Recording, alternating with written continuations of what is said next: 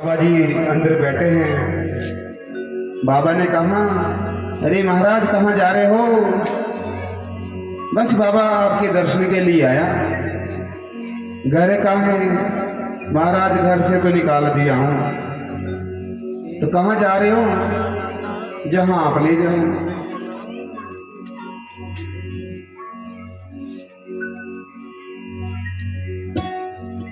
और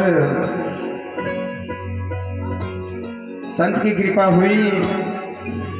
संत ने कहा, चलो कोई बात नहीं, घर से निकाला तो कोई बात नहीं, यहाँ पर बहुत बड़ा हमारा आश्रम है और तुम यहाँ रहो। फिर पूछता है, महाराज यहाँ तो रह जाऊंगा पर खाना तो मिलेगा ना? हाँ, खाना बहुत मिलेगा। कितना खाना है और करना क्या है? कुछ नहीं, बस राम जी की सेवा करना। साधु संत आएंगे, उनके लिए भोजन देना है, भोजन कराना है और राम जी की सेवा करनी है।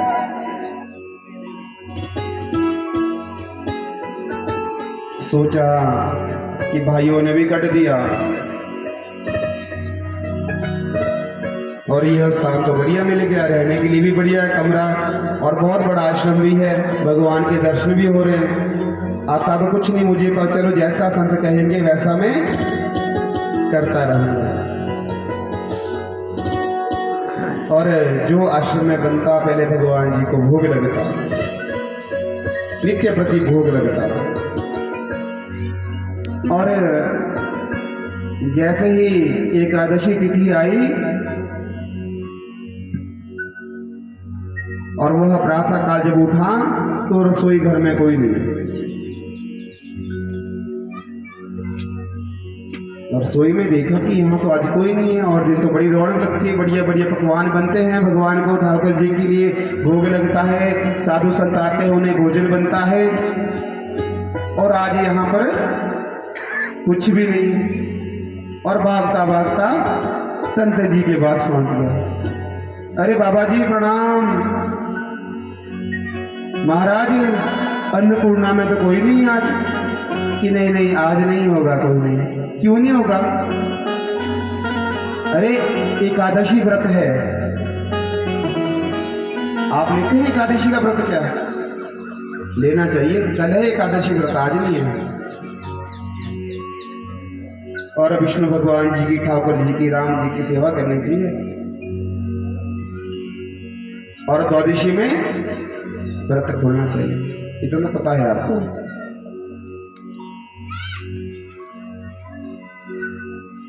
और क्या कहता है कि महाराज मुझे तो बहुत भूख लगी है और आपको पता मैं भूखा नहीं रह सकता, इसलिए कृपा करके आप कुछ तो करो। संत महाराज जी कहने लगे कि आज तो हमारे यहाँ पर फलहार बनेगा, और जब बनेगा तो पहले ठाकुर जी को लगेगा, उसके बाद सबको वितरण किया जाएगा और कल प्रातः भोजन बनेगा।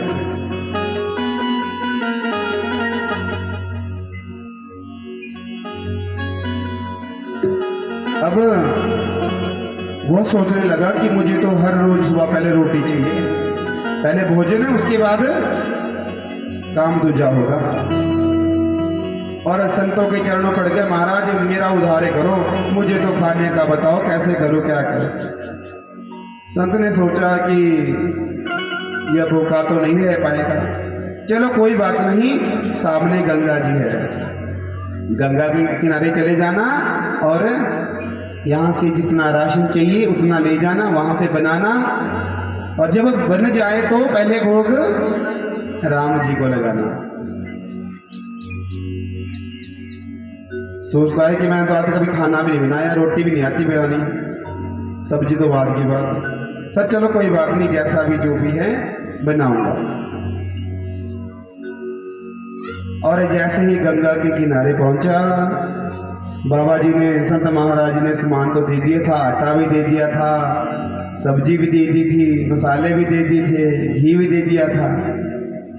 और गंगा घाट पे जैसे ही पहुंचा तो क्या करता है कि वहां पर पहले चूल्हा बनाता है।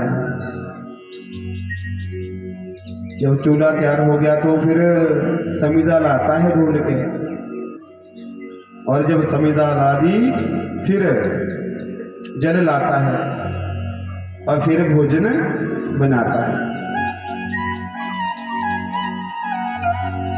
और जब भोजन तैयार हो गया तो क्या कहता है, राजा राम आइए सीता राम आइए, राजा राम आइए सीता राम आइए, मेरे भोजन का भोग लगाइए, मेरे भोजन का भोग लगाइए।